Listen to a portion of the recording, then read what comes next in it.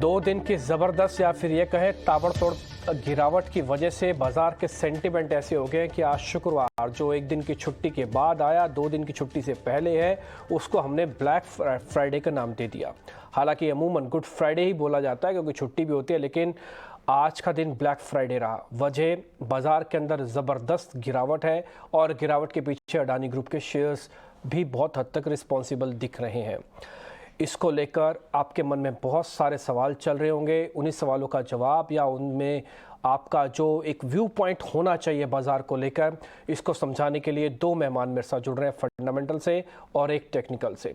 मेरे साथ विवेक कारवा है वृद्धि इन्वेस्टमेंट से, साथ ही मेरे साथ एक और मेहमान फंडामेंटल एनालिस्ट के तौर पर जुड़ रहे हैं देवेन भाई, उनसे हम बातचीत करेंगे। और मेरे साथ रुद्रमूर्ति भी जुड़ रहे हैं, उनसे हम टेक्निकल एक व्यू पॉइंट लेंगे। आज बाजार उस राह पर आके खड़ा है जहां पर आके कई बार निवेशकों को ऐसा लगता है कि बहुत नुकसान हो गया या फिर निवेशकों के मन में काफ़ी घबराहट हो जाती है। देवेन भाई बहुत बहुत शुक्रिया, थैंक यू वेरी मच आज समय देने के लिए। विवेक जी आपका भी शुक्रिया और रुद्रमूर्ति आपका भी शुक्रिया। एक्चुअली मैं बात पहले अडानी ग्रुप के शेयर से करना चाहता था, लेकिन मैं थोड़ा सा रुख अपना बदलना चाहता हूँ। देवेन भाई पहले मैं आपसे आके ओवरऑल मार्केट का एक व्यू पॉइंट समझना चाहता हूँ। आज जब दिन में मेरे से आपकी बात हुई थी ना, तब आप ये कह रहे थे कि इकोनॉमिक इंडिकेटर्स ठीक है, नॉन अडानी वाले ग्रुप्स के अंदर आप जाके देखेंगे तो आपको वहाँ पे ज़्यादा पैनिक नहीं दिखेगा। आज जिन कंपनीज ने अच्छे रिटर्न दिए, इन स्पाइट ऑफ दिस कि बाजार आज कमज़ोर था लेकिन वो अच्छे टिके रहे, जिसमें से टाटा मोटर्स एक था। इसका मतलब यह है कि प्रॉब्लम धीरे धीरे करके सेंट्रिक होती जा रही है और अगर वहाँ से क्लैरिफिकेशन आएगा तो तभी ठीक भी हो सकती है बाजार की। सर आपका व्यू पॉइंट क्या है? शुक्रिया डिम्पी, मुझे आपके शो में शामिल करने के लिए। Thank you sir. मेरा एक ऐसा व्यू बनता है कि इंडियन मार्केट के फंडामेंटल्स जो है वो काफी हद तक स्ट्रांग है। Corporate earning outlook I think पहले के इतने समय में हमने इतना कन्विंसिंग नहीं देखा था जितना कन्विंसिंग हम आज देखे जा रहे हैं। आई थिंक इकोनॉमी के अंदर गवर्नमेंट के माध्यम से जो स्पेंडिंग हो रही है इकोनॉमी में इंफ्रास्ट्रक्चर के अंदर, उसके हिसाब से इंडस्ट्रियल प्रोडक्ट की डिमांड बढ़ रही है, उसके हिसाब से पर्सनल प्रोडक्ट की डिमांड भी बढ़ रही है। और साथ में आप देखें तो एक तरफ कॉर्पोरेट सेक्टर है, दूसरी तरफ रूरल इकोनॉमी है और दूसरी तरफ ग्लोबल आउटलुक हमारे इकोनॉमी का जो है वो तीनों तीन तो आप संभाल के देखें तो शायद मैं ऐसा समझता हूँ कि इतना सुंदर समय पहले कभी नहीं था जितना इतना कन्विंसिंग टाइम आज की तारीख में है। तो मैं मानता हूँ कि हमारे मार्केट का रुख जो है वो काफी हद तक पॉजिटिव है और पॉजिटिव रहेगा, ये सबसे पहली बात होनी चाहिए। कोई भी टेक्निकल कारण सर मार्केट के अंदर कोई गिरावट आती है, भाव घटते हैं, दामें सस्ती हो जाती है, वो सब के अंदर आपको नर्वसनेस क्रिएट करने की जगह पे एक थोड़ा पॉजिटिव व्यू रखना पड़ेगा। If you understand this positive subject I think with this economic growth, तो मेरा ऐसा मानना है कि आप जल्दी पॉजिटिव व्यू पिकअप कर पाओगे। ओवरऑल मैं ऐसा समझता हूँ कि बैंकिंग क्षेत्र के स्टॉक जो आज वीक हुए हैं उसके अंदर कोई वीकनेस नहीं है। ऑन द कॉन्ट्री आई थिंक ये करेक्शन प्राइस में आया है, वो एक अच्छी अपॉर्चुनिटी गिनी जानी चाहिए बाइंग के लिए। Similarly many of the good quality stocks के जहाँ पे अनफॉर्चुनेट डाउनलोडिंग हुआ है पोजीशंस का because of I think some adjustment related to mark to market, I think वहाँ पे भी सिलेक्टिवली बाइंग की एक अच्छी अपॉर्चुनिटी मिल रही है। तो I would rather remain selective, I would rather remain opportunistic at this point of time in buying some of the good quality stocks market में जो अच्छे वैल्यूएशन के साथ में आज मिल रहे हैं उसके अंदर। आप जिनको सुन रहे हैं इनका नाम देवेन चौकसी है और एक यार चौकसी ग्रुप से है और इनका जो एक्सपीरियंस है वो 30 ईयर से ज़्यादा का है, 40 ईयर से है ना। तो इन्होंने कई ऐसे उतार चढ़ाव, कई ऐसे इकोनॉमिक के फेज़ देखे हैं जहाँ पर आपका और हमारा एक्सपीरियंस थोड़ा छोटा पड़ जाए, लेकिन देवेन भाई का एक्सपीरियंस बहुत बड़ा है इस चीज़ को लेकर। अगर वो ये बात कह रहे हैं कि तो बहुत गंभीरता से कह रहे हैं और बहुत ही अपने कॉन्फिडेंस और अपने एक्सपीरियंस के बेसिस से कह रहे हैं, तो आपको इस चीज़ का ज़रूर ध्यान रखना चाहिए कि बाज़ार के अंदर ये, जैसे मैं उनकी वर्डिंग में बोलूँ कि एक अपॉर्चुनिटी वाला मार्केट है, ना कि एक फेयर वाला मार्केट। हाँ, बट आपको थोड़ा सेलेक्टिव होना होगा, अच्छे फंडामेंटल वाले शेयर्स को ध्यान में रखना होगा। उसका तरीका बहुत साफ़ है, या तो आप चैनल्स में ज़्यादातर एक्सपर्ट्स को सुने जिनको आप फॉलो करते हैं, वो आपको बता देंगे, नहीं तो अपने अपने फाइनेंशियल एडवाइज़र से आप ज़रूर राय लें। कई बार इसी तरह के पैनिक में ही मौके मिल जाते हैं, कोविड सबसे बेहतरीन एग्जाम्पल रहा है इसका। विवेक जी मैं अब आपके पास आता हूँ, मैं एक कड़ी थोड़ा और आगे बढ़ता हूँ। अब जैसे देवेन भाई ने कहा कि वो एक अपॉर्चुनिटी देखते हैं इस मार्केट की गिरावट को, आपको ये बताना है कि अपॉर्चुनिटी कहाँ पे छुपी हुई है। वो क्या टाटा ग्रुप के शेयर्स में है, वो क्या बजाज ग्रुप के शेयर्स में है जहां पर बॉटम बनता हुआ दिख रहा है, या फिर कुछ और ऐसे सेगमेंट्स या पॉकेट्स जो आपको लगता बड़ा इंटरेस्टिंग है? देखिए टिम्पी जी नमस्कार। नमस्कार सर। पहले तो टाटा ग्रुप के शेयर्स में तो अपॉर्चुनिटी है ही, लेकिन पहला ये जो आज का फॉल हुआ है, इनफैक्ट आपको देवन भाई के जितना एक्सपीरियंस नहीं है मेरे पास, लेकिन 20 साल से हूँ मार्केट में। और कई बार मतलब 2 हफ्ते बाद हम लोग यही बात करेंगे कि कितना अच्छा अपॉर्चुनिटी मिला था बाजार में, और उस वक्त हमने यूज नहीं किया उस अपॉर्चुनिटी को और हम लोग मिस कर गए। तो ये मिसिंग फैक्टर हमेशा रहा है कोई भी मार्केट सिचुएशन में, और आगे चल के भी रहेगा। और देख लेना, मतलब हफ्ते दो हफ्ते बाद, बजट के बाद, जब मार्केट एकदम स्टेबिलिटी दिखाने वाला है, तब हम लोग यही बात वापस करने वाले हैं। तो अब रहा ये अडानी का सवाल। देखिए अडानी, अब मैं इसको कैसे जोड़ूं? 2024 के पहले कई ऐसी चीजें आएगी, बीबीसी डॉक्यूमेंट्री आएगी, ये ऐसी रिपोर्ट्स आएगी जहां जहां क्या क्या पैनिक क्रिएट कर सकते हैं। मैं किसी पे एस्पर्शंस नहीं डाल रहा हूं, लेकिन हाँ, ये सब अगर जोड़ के देखे तो दिख रहा है कि ये काफी मोटिवेटेड भी हो सकता है। क्यों क्यों इसके लिए बोल रहा हूँ? क्योंकि देखिए जितने भी रिपोर्ट्स वगैरह अडानी फाइल करता है, ये सेबी के पास है, ऑडिटेड रिपोर्ट्स है। और शॉर्ट जाना कोई बड़ी बात नहीं है। अगर कोई आके बोलता है कि मैं शॉर्ट हूं तो कोई बड़ी बात नहीं है। शॉर्ट हम भी जाते हैं, आप भी जाते हैं, सब लोग ही करते हैं शॉर्ट मार्केट में। तो ये सब और कंप्लेंट सेबी के पास नहीं गई, ये एक पब्लिक डॉक्यूमेंट बना दिया गया। पहले जाना था सेबी के पास, जैसे एनएससी को लोकेशन के स्कैम का रिपोर्ट गया था। तो कई फैक्टर्स है जहाँ पे बहुत सारे डाउट्स होते हैं, और मुझे लग रहा है कि ये पैनिक के कारण सबसे ज्यादा तोड़ा है आज बैंकिंग सेगमेंट को। और मुझे लगता है कि बैंकिंग सेगमेंट में जैसे ही पता चलेगा कि हाँ इसमें कोई बड़ी दिक्कतों वाली बात नहीं है, ये रिपोर्ट मतलब हल्के में ले लेंगे लोग, उस वक्त देखना वापस जितने भी ये पब्लिक सेक्टर बैंक्स और प्राइवेट सेक्टर बैंक्स आज करेक्शन आया है उनमें उनमें वापस एक बाइंग अपॉर्चुनिटी दिखेगी। तो मैं तो ओवरऑल बैंकिंग सेगमेंट में बुलिश हूँ। और मुझे लगता है कि ऑफ कोर्स आज कोई बाई रिकमेंडेशन नहीं देंगे, क्योंकि मंडे क्या होगा ये नहीं मालूम, लेकिन हाँ अगले 2-3 दिन में जैसे ही स्टेबिलिटी आती है तो बैंकिंग सेगमेंट को गौर तरीके से मतलब देखना चाहिए। तो अभी तक हमने दोनों मेहमानों से बातचीत कर ली है, देवेन भाई से बातचीत की, विवेक जी से बातचीत की। दोनों का मोटा मोटी व्यू पॉइंट यही है कि इस अपॉर्चुनिटी का फ़ायदा उठाया जाए, सेलेक्टिव शेयर्स रखे जाएं, एसआईपी जिन्होंने शुरू नहीं की उनके लिए एक अच्छा मौका हो सकता है। और आप ये भी योगानुयोग ही देखिए कि 2 दिन पहले, 1 दिन पहले ही सेबी की भी एक रिपोर्ट आई जो कि वायदा बाजार को लेकर थी कि वहाँ पे 90% लोग पैसा गंवा देते हैं। लेकिन दूसरी तरफ ये बार बार पुख्ता होता जा रहा है कि 13,000 करोड़ रुपए की जो एसआईपी आ रही है उनके प्रॉफिट्स काफ़ी अच्छे रहे हैं। तो अगर आपको ऐसा लगता है कि आप बहुत अभी सुलझे हुए नहीं है बाजार के अंदर, तो एसआईपी शुरू करने का एक बेहतरीन मौका हो सकता है। और बैंक को ना मिस कीजिएगा, दोनों ही हमारे मेहमानों का ये व्यू पॉइंट साझा है, कॉमन व्यू पॉइंट है, ऐसे नहीं बनता। दोनों का एक्सपीरियंस को जोड़ेंगे तो फिर 100 साल भी हो सकता है। खैर आगे बढ़ते हैं, मैं अब एक टेक्निकल नज़रिया भी आपके सामने रखना चाहूँगा। रुद्रमूर्ति मेरे साथ हैं। रुद्रा, आप तो खैर आप सेंटिमेंट से परे हैं, कहते हैं इसको फ़र्क ही नहीं पड़ता टेक्निकल एनालिस्ट को, वो तो सिर्फ अपने चार्ट और अपने शेयर्स के लेवल से ही चलता है। आप क्या रीड कर रहे हैं मार्केट्स में? या डिम्पी जी, मैं पूरा देवांग भाई का बात पर सहमत हूं और मैं उस बात को एक्सटेंड करना चाहता हूं। See you have to understand there are 2 types of businesses. एक साइड में डालता हूं, for example Idea, subscribers are going down. Also look at Yes Bank, results pathetic, bank no one wants to do any account opening there. मोटा मोटा Zomato, again huge loss making company.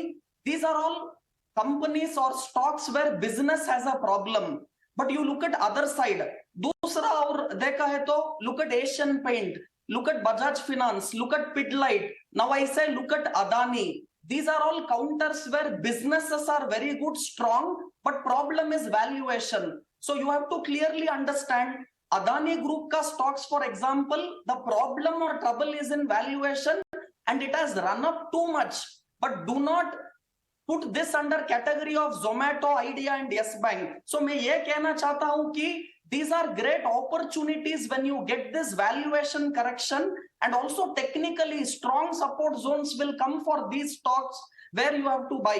अभी specifically बोलना है तो for example look at Ambuja Cement. After all this correction, मेरे को ये लगता है around 350-360 level, it is a mouth watering buy. Also look at stock like Adani Port. For me, levels at around 550, 600 is a clean buy if someone wants to hold it for 1 to 2 years. Same with Asian Paint, same with Bajaj Finance, same with Pidilite Industry. And मैं ये कहना चाहता हूँ, year 2023 will be the year for metals as a sector, and it will be the year for autos. Financials, too much overweight is there, some amount of correction can come, and here too much overbought, and also prices have moved up too much in 2022. So you have to be very selective, as Devang bhai ne baat kiya. I will be buying metals, I will be buying specifically autos. Look at Maruti, look at Tata Motors, look at TVS Motor. And I will also say specifically right now, मैंने बोला है, some businesses are very good, but price has gone up too much and now it is correcting. And if you can understand margin of safety, and if you can understand price is also important when you buy a good company, then you will surely understand now why Adani, Asian Paint, Bajaj Finance are different from Idea, Zomato, Yes Bank. बात बिल्कुल ठीक है, आपने बिल्कुल एक category भी बना के दिखा दी है कि कैसे खराब शेयर और अच्छे शेयर्स को पहचाना जाए। और दूसरी बात आप ये भी कह रहे हैं रुद्रा कि आपको लगता है कि ऑटो और मेटल्स ठीक है। हमने जब शुरुआत की थी ना, तो पहले मार्केट के कॉन्फिडेंस से की थी, तो देवेन भाई ने अच्छे से बताया कि क्यों कॉन्फिडेंस लेके आना चाहिए, फिर विवेक जी ने उसको और आगे बढ़ाया। रुद्रा ये कह रहे हैं कि अगर आप और सिलेक्टिव होना चाहते हैं और बढ़कर देखना चाहते हैं तो आप फिर ऑटो और मेटल्स भी सिलेक्ट करना। इसी कड़ी में आज हमने अपने मैनेजिंग एडिटर निकुंज डालमिया से भी बातचीत की और वही सवाल रखे जो लोगों के मन में चल रहे हैं, जो इस समय इन्वेस्टर सोच रहा है। आइए सुन लेते हैं वो क्या कह रहे हैं, उसके बाद एक ब्रेक होगा, ब्रेक के बाद फिर तुरंत लौटेंगे। चोटी पे जाकर के, वो हिंदी पिक्चर में बोलते हैं ना, जब चोटी पे जाकर के मैंने पत्थर डाला और वो जब नीचे नीचे आता है तो बड़ा हो जाता है, गोला बन जाता है। तो एक स्नोबॉल इफेक्ट आ रहा है, fear is feeding fear, compulsions are taking place, और अब लोगों को लगने लगा है कि भाई ये शेयर गिर गए हैं तो अब क्या बैंक्स भी गिरेंगे क्या, उसके बाद और भी कुछ गिरेगा। तो एक प्रकार का एक फियर का माहौल आ चुका है। तो मेरे हिसाब से वह है। डाउनसाइड मुझे बहुत ज्यादा नहीं लगती है क्योंकि ग्लोबल मार्केट्स इंटैक्ट है, क्योंकि डॉलर इंडेक्स आपके फेवर में है, क्योंकि इस समय लग रहा है कि मार्केट के अंदर ज्यादा मारामारी नहीं होनी चाहिए। सेकंड, थर्ड, अब आप पूछेंगे जी कब आपको बॉटम बेस कब बनेगा, कब हमको फील गुड होगा कि बेस। नॉर्मल केस में मैं बोलता है कि जब इस प्रकार की सेलिंग आप देखते हैं तो ये बेस फॉर्मेशन के कार्यक्रम चालू हो जाते हैं। मगर अब बेस फॉर्मेशन मुझे लगता है बजट के बाद ही बनेगा, क्योंकि बजट के बाद आपको पता लगेगा कि टैक्सेशन को लेकर के क्लैरिटी आ रही है। तो उसके बाद ही मुझे लगता है कि इस पूरे मार्केट के अंदर किसी प्रकार का बेस बनेगा।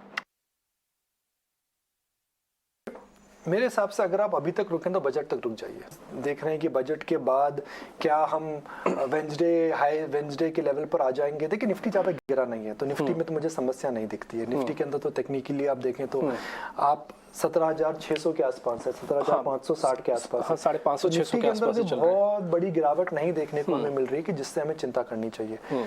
मगर इंडिविजुअल स्टॉक्स में एक बार जब इस प्रकार की गिरावट आती है तो एक प्रकार इतनी जल्दी उछाल नहीं देखने को मिलता है। Markets will take time. जब कोविड में मार्केट गिरा था तो काफी समय लगा मार्केट्स को उभरने के लिए। तो individual stocks will now be a function of performance, sector outlook, technical compulsions, margins and where those companies are going. तो बजट एक प्रकार का कोई राम मंत्र नहीं है कि बजट आएगा और मार्केट वापस उछल जाएगा। बजट एक प्रकार, देखिए बजट पिछले 2 साल से डायरेक्शनली आपको क्या बता रहा है। सरकार खर्चा करना चाहती है, अच्छा खर्चा करना चाहती है, वो एक मल्टीप्लायर इफेक्ट क्रिएट करना चाहती है जहाँ से जो खर्चा वो करे उसका जो रिटर्न है, रादर देन गिविंग सब्सिडी और रादर देन गिविंग फ्रीबीज, वह ऐसा खर्चा करना चाहती है जिसका इकोनॉमी में गेन हो।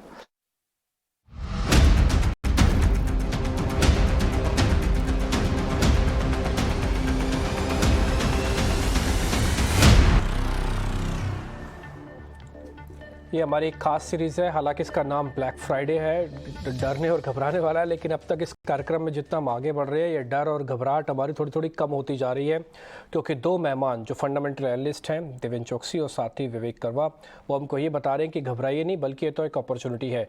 और रुद्रा अपने ही अंदाज में और टेक्निकली प्लस अपने फंडा एनालिसिस के बेसिस पर भी कह रहे हैं कि उनको मेटल्स और ऑटो इस समय ज़्यादा ठीक लग रहा है। देवेन भाई, वापस आपसे मैं लौटता हूँ इसी अडानी ग्रुप के शेयर्स पर। देखिए इनके बिज़नेस अपने आप में यूनिक है और जिस बिज़नेस में है वहाँ पे नंबर 1 है, पोर्ट में नंबर 1 है, कोई और कंपनी ऐसा सच है नहीं। अदानी एंटरप्राइज का जो बिज़नेस है उसमें इनका कोई पीयर जल्दी मिलेगा नहीं। ट्रांसमिशन में भी कुछ कुछ ऐसी है, टोटल गैस में भी कुछ कुछ ऐसी है। आपको इस तरह की करेक्शन के बाद, ठीक है जो भी करेक्शन हुआ, अब जो भी स्टेटमेंट आएगी, कई बार क्या होता है इस दौर के अंदर आपको अच्छी चीज़ सस्ती मिल जाती है, तो अडानी ग्रुप में से जो चीज़ अच्छी है और वो सस्ती हो गई है वो क्या है सर?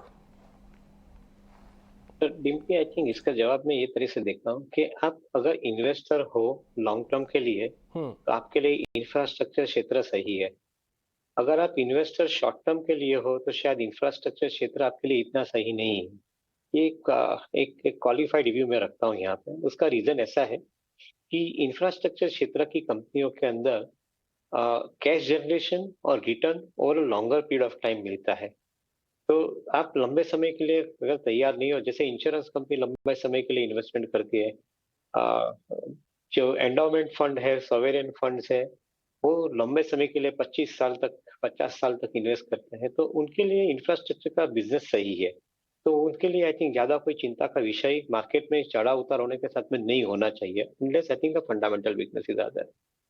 हैविंग सेड दैट, अगर ये जनरलाइज करना है और कौन सी कंपनी के अंदर आपको इन्वेस्टमेंट एकदम सेफ तरीके से करना है, तो शायद मेरे ख्याल से पोर्ट का कारोबार सही रहेगा इवन फॉर रिटेल इन्वेस्टर, क्योंकि पोर्ट के कारोबार के अंदर आपको करीबन 500 मिलियन मेट्रिक टन की कैपेसिटी है उनके पास across all the ports they have got, organic and inorganic के साथ में। और उसके अंदर आपका कारोबार जो है वो एक काफी हद तक रेगुलर बेसिस पे चलता है, प्रेडिक्टेबल बेसिस पे चलता है, और उनका काफी हद तक पोर्ट का जो कारोबार है उसका इन्वेस्टमेंट हो चुका है। तो आई थिंक अगले समय के अंदर रिटर्न अच्छे आने की संभावना ज्यादा रहती है। तो शायद पोर्ट का कारोबार को मैं एक नंबर 1 प्रेफरेंस दूंगा इन्वेस्टमेंट अप्रोच के लिए। Definitely I think it remains very convincing story to talk about. दूसरी तरफ अडानी एंटरप्राइज को कारोबार देखे तो उसके अंदर भी वो बिजनेस बिल्ड कर रहे हैं, पर्टिकुलर रिन्यूएबल का बिजनेस को बिल्ड कर रहे हैं, रोड एसेट का बिजनेस भी वो काफी हद तक बिल्ड कर रहे हैं। जो क्लाउड कंप्यूटिंग के साथ में जो इंफ्रास्ट्रक्चर का कारोबार है डिजिटल के अंदर, वो भी वो बिल्ड कर रहे हैं। तो शायद अडानी एंटरप्राइज के अंदर बिल्डिंग फेज का कारोबार अभी चालू है। I think they will take couple of years after which they will probably be in a position to show the actual result. तो वहां पे थोड़ा कंपेरेटिवली एक गेस्टेशन पीरियड लंबा हो जाता है कंपेयर टू पोर्ट। तो मेरा ऐसा मानना है कि port would be I think a steady income provider, followed by आपके जो ट्रांसमिशन का कारोबार है उसके अंदर काफी हद तक regular stream of revenue has established, तो that should be I think relatively stable. Thereafter I think green का जो कारोबार है, जहाँ सोलर पैनल का कारोबार चलता है, उसके अंदर भी एक रेगुलर इनकम चालू है because of new power plants which have been set up, तो ये आई थिंक बेटर रहेगा। एंटरप्राइज के कारोबार के अंदर आपको गेस्टेशन पीरियड थोड़ा लंबा रहेगा, तो ये समझ के आप इन्वेस्टमेंट करते हैं तो शायद आपको इन्वेस्टमेंट संभालने की तकलीफ नहीं पड़ेगी। ये मेरा व्यू रहेगा आपके लिए। बिल्कुल, ये काफ़ी इंटरेस्टिंग व्यू भी दिया और आपने रीजनिंग के हिसाब से दिया कि देखिए क्यों ऐसा है, और अगर आप इन्वेस्टर हैं तो आपका वे कैसे होना चाहिए। तो अडानी पोर्ट, अडानी ग्रीन्स पे मोहर लग रही है, आपको चाहिए तो आप ले सकते हैं। मैं सिर्फ जनवरी का ही फॉल आपको बता देता हूँ, जो रिसेंटली गिरावट आई है इस साल के अंदर, और करीब 26% है पोर्ट के अंदर। तो आपको एक अच्छा एक मौका मिल रहा है, आप खरीदारी कर सकते हैं। इस 7 डेज़ की गिरावट करीब 31% है अडानी ग्रीन्स के अंदर। और इस रिपोर्ट से पहले भी इन्हीं बिजनेस को हम देखते थे, समझते थे और बार बार यही कहते थे जब भी आपको कोई गिरावट मिले इन बिजनेसेस को ले लीजिएगा। यही तो वो गिरावट है 25% की, 30% की, और कितनी गिरावट चाहिए। तो कम से कम एक हिस्सा तो ज़रूर लगना ही चाहिए इन सभी शेयर्स पर, अगर इस रिपोर्ट के अलावा भी हम सोच रहे थे तो। मैं इसी कड़ी को थोड़ा और आगे बढ़ा रहा हूँ। विवेक जी आपके पास आ, और ये मैं राइडर भी हटा देता हूँ कि मेरे को अडानी ग्रुप में से शेयर चाहिए। मेरे को एक ऐसा शेयर चाहिए, मैं आज ही जागा हूँ, मैंने अखबार पढ़ा, मैंने वेबसाइट्स देखी, मेरे पास ट्विटर आया, तो मेरे को लगा कि मैंने SIP शुरू नहीं किया था, मेरे को एक SIP शुरू करना है। सर एक शेयर मेरे को आपसे चाहिए, मैं उसका SIP शुरू करूँगा, मेरे को ये रोज की आपाधापी भी नहीं चाहिए। डिम्पी जी, राइडर की जरूरत नहीं है। मैं एक अडानी से और एक रेगुलर दोनों से बता देता हूँ। देखिए, अडानी ग्रुप में आज एक स्टॉक मुझे बहुत इंटरेस्टिंग लग रहा था। ऑफकोर्स मैंने लिया नहीं क्योंकि उसका सर्किट छोटा था। वो है आपकी लिस्ट में जो पहले वाला है, अडानी विल्मर। ये 600-620 गया था, जिस तेजी से गया था मेरे हिसाब से करीबन 2 हफ्ते पहले इसने 492 पैनिक में टच किया था और उसके बाद में 620 तक चल गया, और अब ये आज 517 में है। अगर मंडे मतलब कोई भी कारणवश हमको ये 500 के नीचे मिलता है तो अडानी विल्मर एक बहुत इंटरेस्टिंग प्ले होगा, क्योंकि ये आपको शॉर्ट टर्म लॉन्ग टर्म दोनों का प्ले देगा। पाम ऑयल प्राइसेस नीचे है, इन्फ्लेशन में कमी आ रही है धीरे धीरे, और इनके जितने भी कॉस्ट प्रेशर्स है वो सारे कम हो रहे हैं। तो आगे चल के, और जैसे थोड़ी देर पहले रुद्र बोल रहे थे कि इनमें बिजनेसेस है, आप कोई भी सुपरमार्केट में चले जाओ आपको अडानी विल्मर के प्रोडक्ट भी मिल जाएंगे। तो बिजनेस बहुत शानदार लग रहा है मुझे एफएमसीजी में, और लग रहा है कि अगर 500 के नीचे मिले तो हमको इसको लैचअप करना चाहिए। और एक और स्टॉक मुझे आज बहुत बहुत इंटरेस्टिंग लगा, क्योंकि काफी तेजी से रिकवरी आई थी उसमें, वो है बीडीएल, भारत डायनामिक्स लिमिटेड। देखिए बजट आ रहा है और सबको मालूम, हम सबको मालूम है कि बहुत बड़ा केपेक्स सरकार हो सकता है कि अनाउंस करे, और डिफेंस में अलोकेशन हर साल बजट में बढ़ता ही है और इस बार भी वही होगा। और मुझे लग रहा है कि बजट डिफेंस के फेवर में ही आपको प्ले करेगा। तो आज बहुत अच्छी खासी रिकवरी भी थी लो से भारत बीडीएल में, और मुझे लगता है कि इसको आपको लेना चाहिए और ये वापस करीबन आपको 1000 से लेके 1100 तक दिखा सकता है। डन सर, एग्री आपके पॉइंट के साथ। भारत डायनामिक्स और अडानी विल्मर पे आपने लगाई है मोहर। देवेन भाई, आप कुछ कहना चाहते हैं? नहीं, मेरा ऐसा मानना है कि आई थिंक ओवरऑल जो मार्केट के अंदर अपॉर्चुनिटी बनी है उसके अंदर सबसे बड़ी अपॉर्चुनिटी आप इंफ्रास्ट्रक्चर के साथ में जो कंजम्पशन बढ़ रहा है उसके ऊपर आप ध्यान लें, क्योंकि आई थिंक इंफ्रास्ट्रक्चर का इतना बड़ा स्पेंडिंग होता है तो इंडस्ट्रियल प्रोडक्ट के कंजम्पशन आगे जाके बढ़ने वाले हैं। तो definitely to a greater extent यहाँ पे एक बड़ी अपॉर्चुनिटी मिले। दूसरी तरफ आपको बैंकिंग क्षेत्र के अंदर जैसे जैसे कंजम्पशन बढ़ता है, जैसे जैसे इकोनॉमी की साइज बढ़ती है, जैसे लोन बुक की साइज भी बढ़ती है। तो बैंकिंग क्षेत्र के अंदर जो कंपनियों के पास बड़े एयूएम है लैंड करने के लिए, उनकी क्षमता ज्यादा है, उनके लिए आपका एक प्रेफरेंस होना चाहिए इन्वेस्टमेंट का। और कंजम्पशन के साथ में हम देखें तो discretionary non discretionary spending bye individuals, उसके ऊपर ध्यान दे तो भी मैं ऐसा समझता हूँ कि आई थिंक ऑटो एंसिलरी के अंदर आपका एक ध्यान देना जरूरी बनता है। ठीक है। At least I think this 2-3 areas I would think that I think यहाँ पे अपॉर्चुनिटी अच्छी मिलनी चाहिए इन्वेस्टरों के लिए। एग्री सर, आप कह रहे हैं कंजम्पशन, और आपने भी ऑटो का नाम लिया। थोड़ी देर पहले रुद्रा भी ऑटो और मेटल्स के बारे में बता रहे थे। रुद्रा, मैं आपको और ज़रा डिस्टर्ब नहीं करूंगा। आपने जो 2 थीम चुनी हुई हैं, मेटल्स और ऑटो, इसमें से भी अगर आपको शेयर बता देंगे तो हमारा काम बन जाएगा, क्योंकि हम उसको एवरेज कर सकते हैं, खरीद सकते हैं। अगर ले रखा है तो कॉन्फिडेंस बिल्डअप हो जाएगा। Dimpy ji, simple question simple answer दे देता हूं।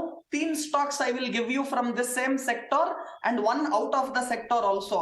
डिम्पी जी, बहुत सिंपल है। आज का नेगेटिव मार्केट में भी there was a stock which was performing on the positive side, वो है आईटीसी।